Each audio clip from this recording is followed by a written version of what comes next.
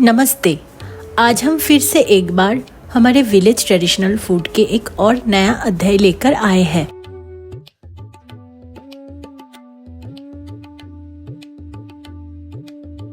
आज का वीडियो हमारा थोड़ा अलग है। आज हम किसी विलेज में नहीं बल्कि एक ओल्ड एज होम में जाने वाले हैं। आज हम नासिक शहर के सहारा ओल्ड एज में आए हैं, जो शहर के चहल पहल से थोड़ा दूर बसा हुआ है, जहां हम देखेंगे कि कैसे वहां के रेसिडेंट्स अपना पूरा दिन अपना वक्त बिताते हैं।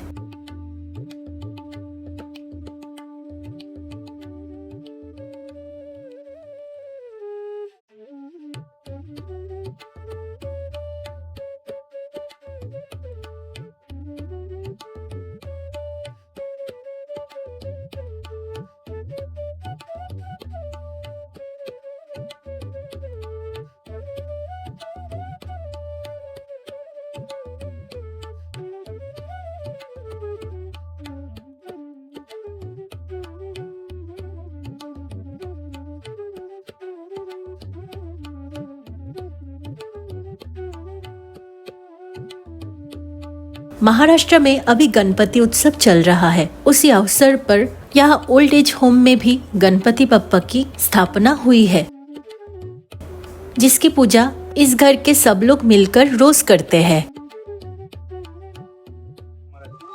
डॉक्टर रवींद्र सूर्यवंशी, साई सरस्वती बौद्धिक संस्था संचालित नाशिक शहर, सहारा केअर सेंटर वृद्धाश्रम। गेल्या 16 ते 17 वर्षापासून मी ह्या क्षेत्रामध्ये आहे। आजी बाबांची सेवा करतो। यहाँ सहारा ओल्ड एज होम में बूढ़े दादा दादी जी का मन से सेवा करते हैं डॉक्टर रविंद्र सूर्यवंशी और उनके फैमिली।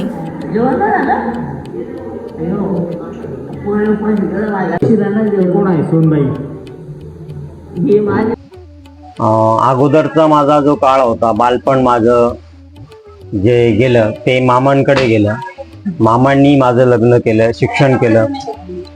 वडील लहान असतानाच गेले माझे, त्याच्यामुळे मग मामांनी माझं शिक्षण केलं आणि तिथून पुढे मग मी डॉक्टर झाल्यानंतर मला माझे गुरु आहेत डॉक्टर रत्नाकर पवार, त्यांच्याकडनं ही प्रेरणा मिळाली। त्यांचं वृद्धाश्रम होतं आणि त्या वृद्धाश्रमात मी जायचो, त्याच्यामुळे मला आवड झाली, निर्माण झाली आणि मग तिथून मी या क्षेत्रामध्ये आलो।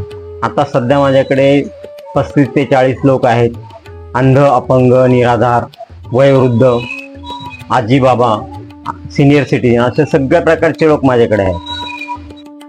डॉक्टर रविंद्र जी अपने मम्मी पापा जैसे उन लोगों की सेवा करते हैं, कभी भी उनको अकेला महसूस नहीं करने देते और उन दादा दादी जी का मन लगा रहे इसीलिए काफ़ी एक्टिविटीज़ करवाते रहते हैं, जैसे फेस्टिवल सेलिब्रेट करना और उनमें सबको बढ़ चढ़ कर हिस्सा लेने की मोटिवेट करना।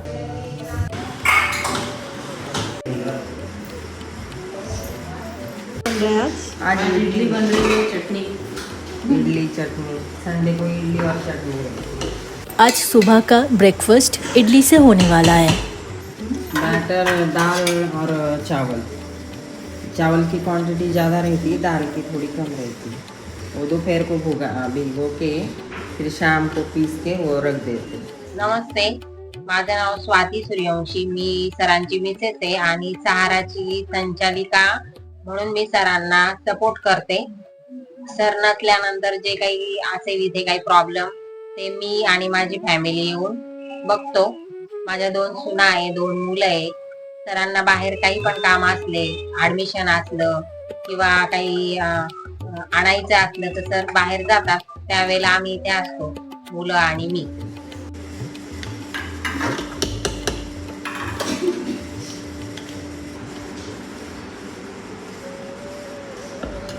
तीन आहे ना, मोठा गैस पेटो।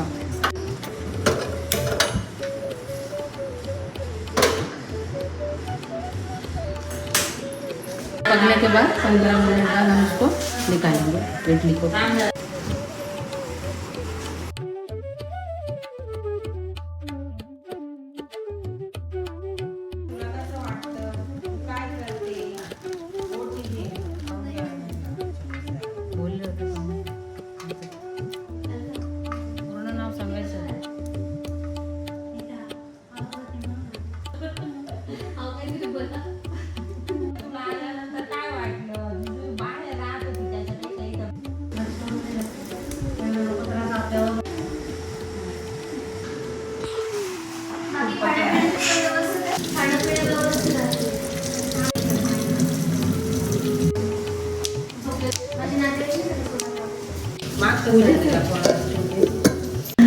इडली के लिए खोबरे की चटनी बना रहे हैं अपन यहाँ डायरेक्ट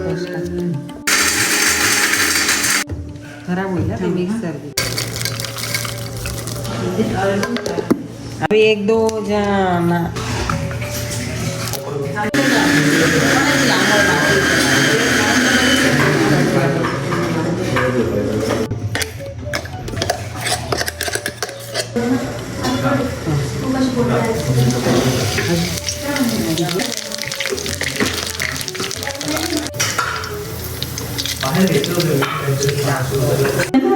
बोलायला तिने बोलायला हाँ वो कुछ करते वक्त डालते हैं ना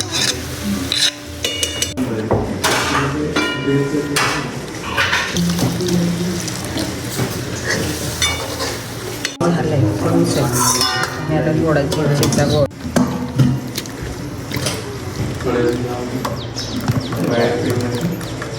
गार होते गार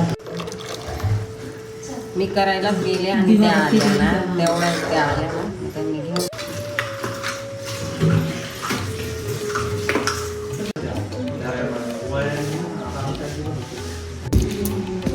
कसे तुम्ही चांगले तुमचं नाव सांगता सांगितलं ना मग अशी नाही आता परत सांगा नाव सांगा आलं का अच्छा इथे कसे आले आवड होती म्हणून आले आवड होती हां घरी राहायचं नव्हतं मला त्यांच्यामध्ये अच्छा सोय कशी माहीत मॅडम वगैरे सर कसे आहे चांगले ओके खाणं पिणं व्यवस्थित खाणं पिणं सर्व व्यवस्थित आहे ओके काही अडचण तुम्हाला इथे काहीच नाही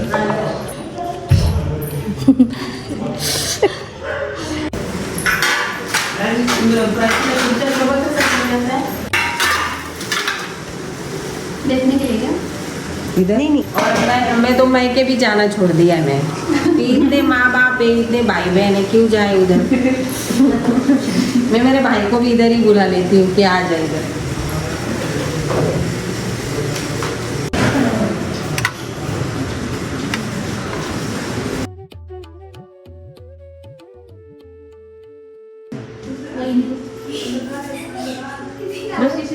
तुम्हाला मागे नाही म्हणजे पुढं विकण्याला.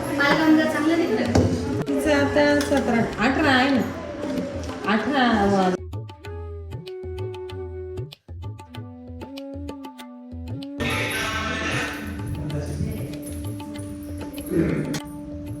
यहाँ सब रेजिडेंट्स का अच्छे से ख्याल रखा जाता है 2003 साली आपण सहाराची सुरुवात केली. सहारा केअर सेंटर या नावाने. नाशिकमध्ये डॉक्टर बाबानगर असा एरिया आहे. तिथे डॉक्टर ऑर्थोपेडिक सर्जन आहे, ते सिंगापूरला असतात, डॉक्टर विशाल म्हणून, अमर विशाल. त्यांच्या हॉस्पिटलमध्ये आपण ही सुरुवात केली. सुरुवातीला इतर समाजाचे लोक या गोष्टीकडे वळत नव्हते. ब्राह्मण समाज पटकन आपल्या आजी बाबांना अडचणीनुसार ॲडमिशन करत होता, केअरसाठी ठेवत होता. त्याच्यानंतर 2-3 वर्ष गेल्यानंतर आमचे काही मित्र पार्टनर होते आमचे, ते बाजूला गेले आणि मग 2 वर्ष मी स्टॉप केलं. त्याच्यानंतर पुन्हा 2006 पासून जशी सुरुवात केली ती आजपर्यंत सहारा सुरूच आहे. सुरुवातीला खूप अडचणी आल्या, बेड रिटर्न पेशंट यायचे आणि 2-3 दिवसामध्ये एक्सपायर व्हायचे. अशा परिस्थितीत जखमा वगैरे असायच्या खूप. मला त्याचा अनुभव नव्हता, पण मी डॉक्टर असल्यामुळे मला एक फायदा असा झाला की मला नर्सिंग केअर प्रॉपर करता आली आणि आजीबाबांना जी शुश्रूषा असते, सेवा शुश्रूषा असते, ती प्रॉपर करता आली. त्याच्यानंतर 10 वर्ष मी स्वतःच एकट्याने सबका खाने पीने का अच्छे से ख्याल रखा जाता है. दिलं ना ती सांडून द्यावं सगळं आणि आपण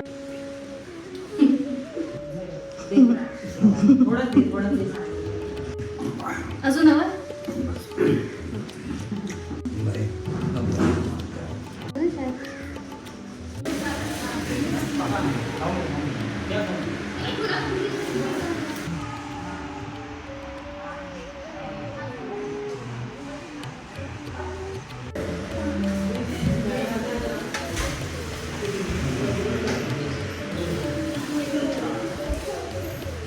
कळलं.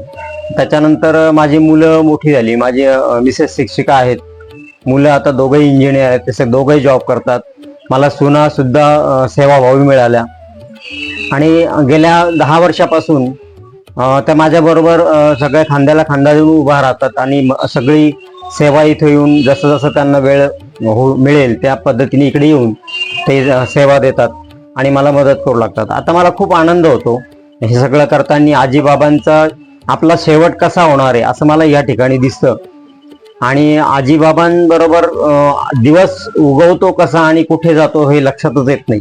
माझं सगळं कुटुंब इथं असतं. मला जे माझे सर्वंट मिळालेले आहेत, केअरटेकर, ते पण घरचे लोक आहेत आणि ते पण अगदी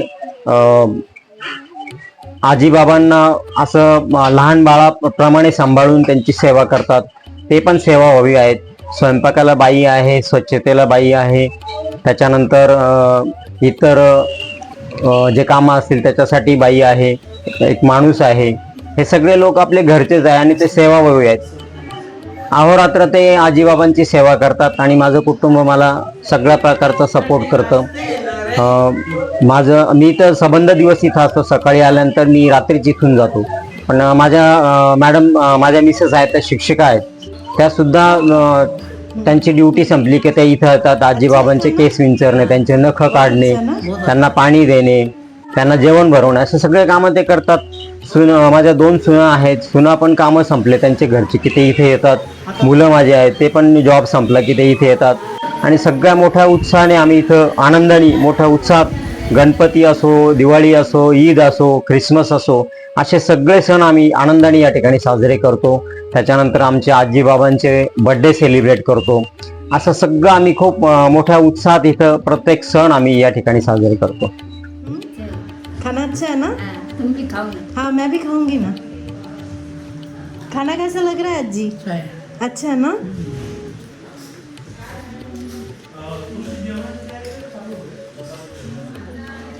या आजीला आता आंघोळीला घेऊन जातोय. आपली जी सहारा केअर सेंटर कशासाठी आहे की ते घरी आजीबाबांना सेवा शुश्रूषा प्रॉपर होऊ शकत नाही, केअर घेतली जाऊ शकत नाही, अशा आजीबाबांना इकडे आपण ॲडमिशन करून घेतो कमीत कमी महिनाभरासाठी. त्याचा आपण साधारणतः पॅकेज बनवतो आणि आजीबाबांची सगळी सेवा आपण इथे करतो. त्यांचं आंघोळ घालणं, त्यांना नाश्ता भरवणं, त्यांची नखं काढणं, त्यांचं सेविंग करणं, त्यांचे कपडे चेंज करणं, डायपर चेंज करणं, ह्या सगळ्या गोष्टी आपण ह्या ठिकाणी करतो. आणि त्याच्यानंतर दुसरं सांगायचं म्हणजे असं की मला सेवेची आवड आहे, त्याच्यामुळे रस्त्यावरील जे लोक आहेत, जे निराधार आहे, अपंग आहे, ज्यांना खरोखर सहाराची गरज आहे, अशा लोकांना पण आपण या ठिकाणी 10 कॉट रिझर्व ठेवलेले आहेत. आणि माझ्याकडे इथे गंगापूर पोलीस स्टेशन असेल किंवा पंचवटी पोलीस स्टेशन, शहरातील जे पोलीस स्टेशन आहे ते लोक पोलीस लोक पण आमच्याकडे आजीबाबांना घेऊन येतात, जे रस्त्यावरती असतात. अशा लोकांना पण आम्ही सेवा देतो. जसं मी तुम्हाला सांगितलं की आपलं पेड आहे, त्या आजीबाबांना आपण इथं ॲडमिशन करून घेतो. तर कमीत कमी आपण 8,000 20,000 पण त्यांची मासिक फी आकारतो. आणि तसंच रस्त्यावरील जे लोक आहेत त्यांना घेताना आपण NGOचं किंवा पोलिसांचं एक लेटर या ठिकाणी घेतो आणि त्यांना ॲडमिशन करून घेतो.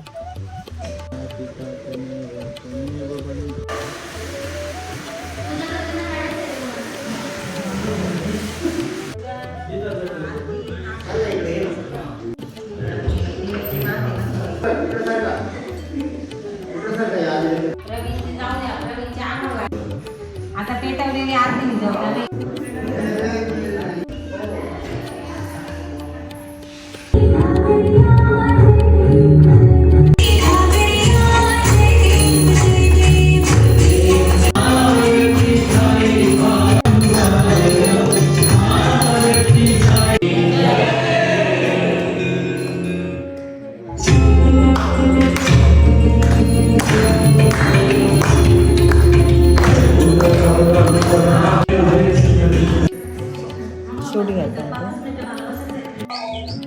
सुरुवातीला बऱ्याचशा अडचणी आम्हाला आल्या.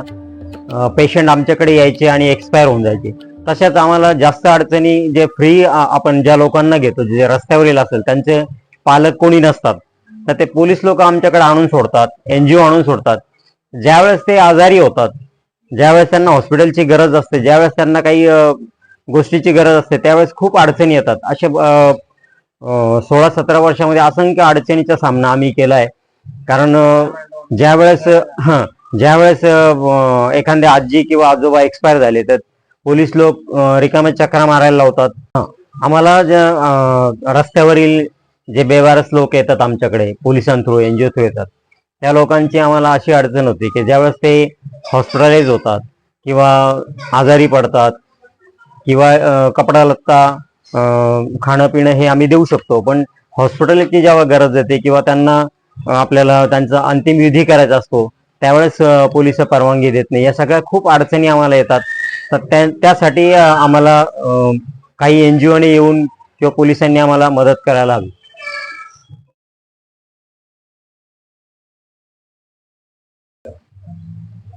कोविडमध्ये आपल्याला फार अडचणी आल्या. कोविडमध्ये कसं बाहेरून जी येणारी मदत होती थोडीफार ती बंद झाल्यामुळे आता आम्हाला जास्त प्रॉब्लेम झाला. मग आम्ही त्यांच्याशी वारंवार कॉन्टॅक्ट करण्याचा प्रयत्न केला त्यांच्या मिस्टरांशी, त्या ज्या आपल्याकडे होत्या त्यांच्या. ते म्हणायचे नंतर ते काय म्हणायला लागले, मी माझी किडनी विकतो आणि मग तुमचे पैसे देतो.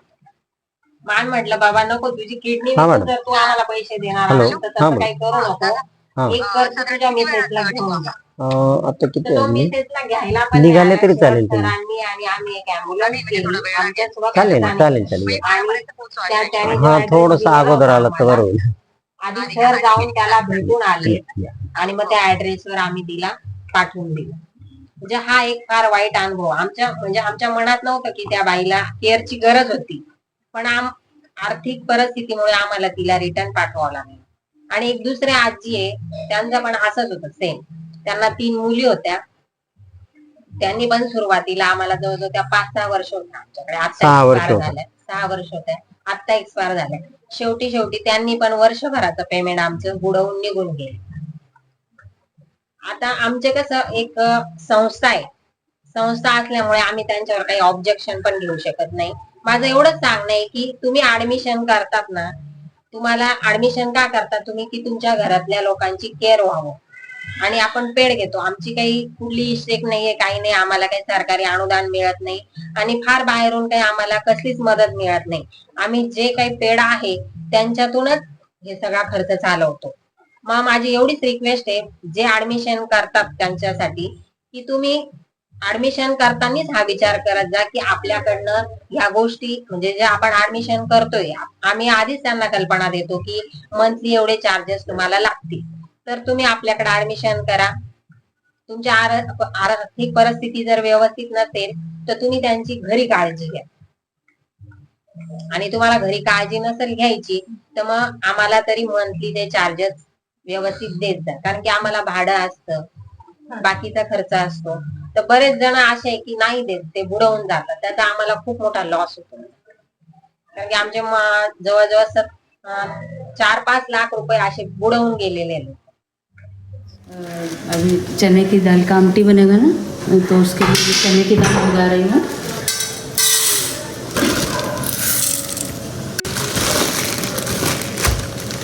मेरा नाम है दीपाली सरोदे. मैं इधर कुकिंग के लिए आई हूँ और मुझे ये एक सब काम करने के लिए बहुत मतलब इंटरेस्ट आता है. इसके लिए मैंने यहाँ पर मुझे अभी 2.5 साल हो गया है, 2.5 साल कंप्लीट हो गया इधर काम करते करते. हमारे सर मैडम यहाँ पर मतलब एकदम घर के जैसा हमको ट्रीट करता है. हमको लगता ही नहीं कि हम यहाँ पर ऐसे काम करते, कुछ वर्किंग स्टाफ में आए हैं.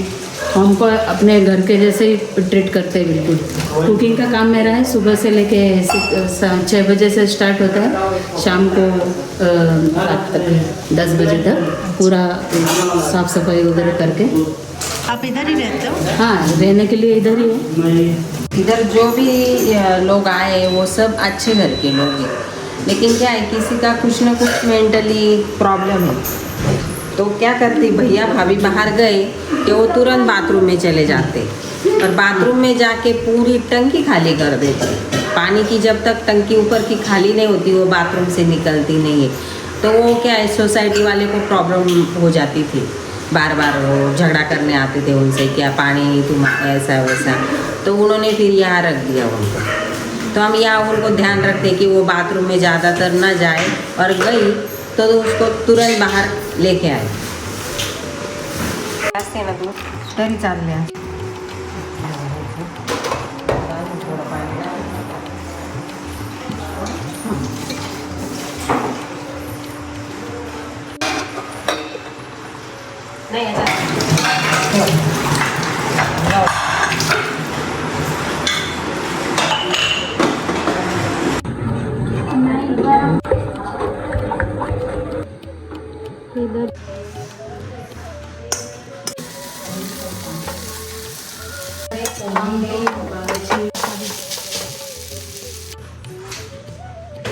इसमें वो आमटी का मसाला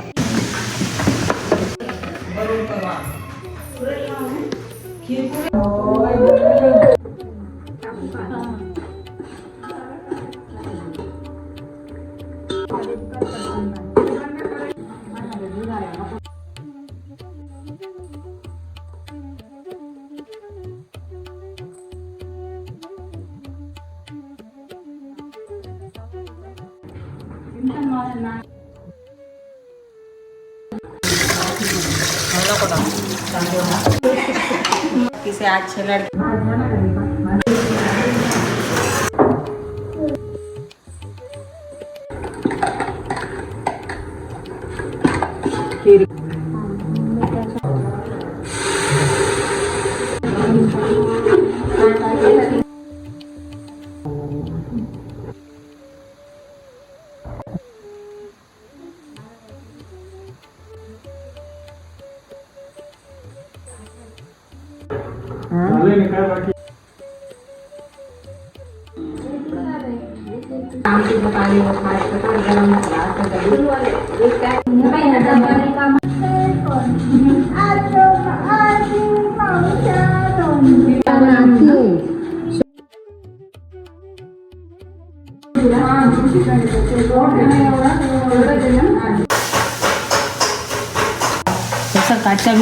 आज यहाँ गणपति उत्सव के मंगल अवसर पर महाराष्ट्र की फेवरेट डिश पूरनपोली बन रही है। उसके साथ पापड़, पकोड़े, भात, खीर जैसे पकवान हैं। साथ में आमटी भी है। क्या बन रही है? पकोड़े।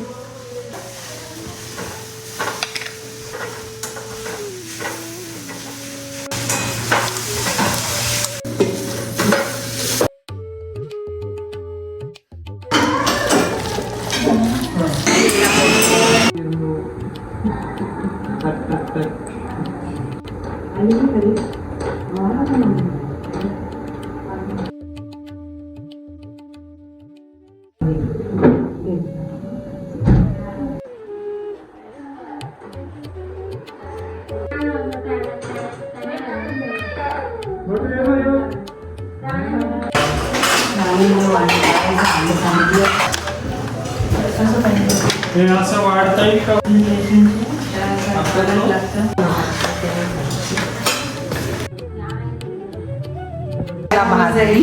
कोणाला भात द्यायचा, कोणाला नाही द्यायचा, फक्त तिथे बघ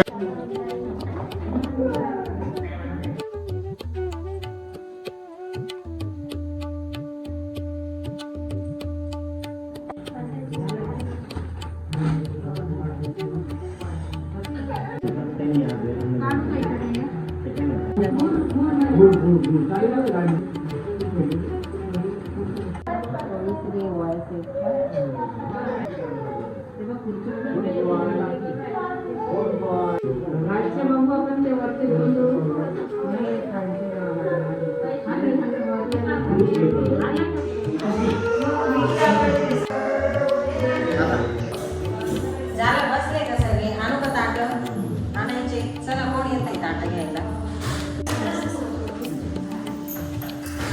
दे ताट,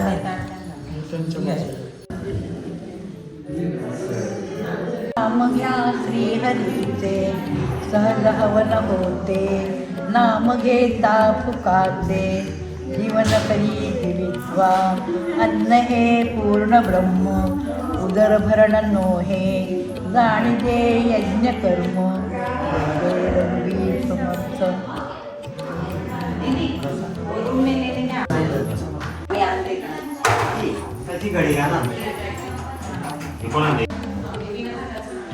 बाबा खाना कैसा है? अच्छा है? ठीक है. हाँ ना? हो ठीक आहे बाई.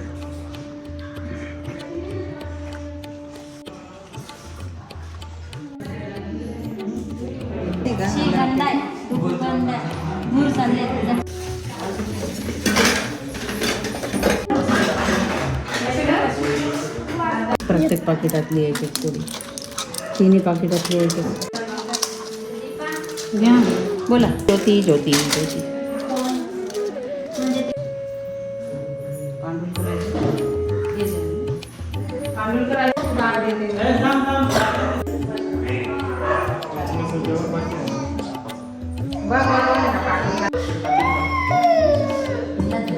या खाऊन पोळी.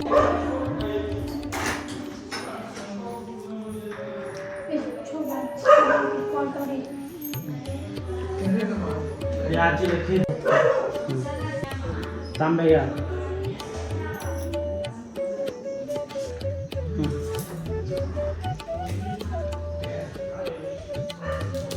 ठेव पाणी. नीट सोड जरा, सोड जरा, सोड चांगला स्वच्छ. वरमान कर, वरमान. हा. धर.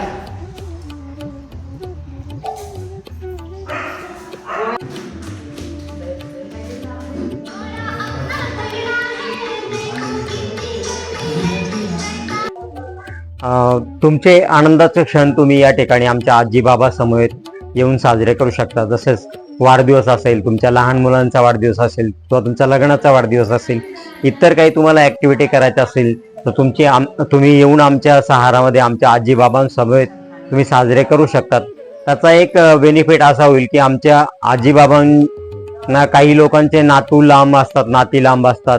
त्याच्यामुळे तुम्हाला पण आजी मिळेल आणि त्यांना पण एक नात मिळेल. त्यांना पण खूप आनंद होईल.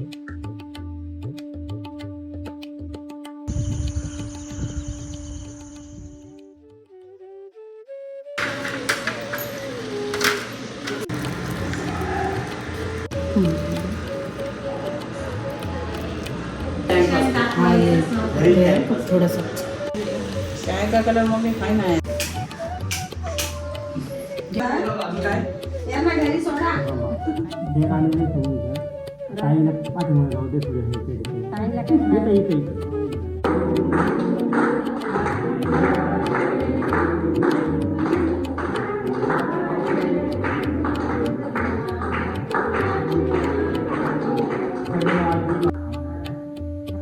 यहाँ के हर एक रेसिडेंट्स की अपनी एक कहानी है जो हमने हर किसी की उनकी अपनी जुबानी से सुनी.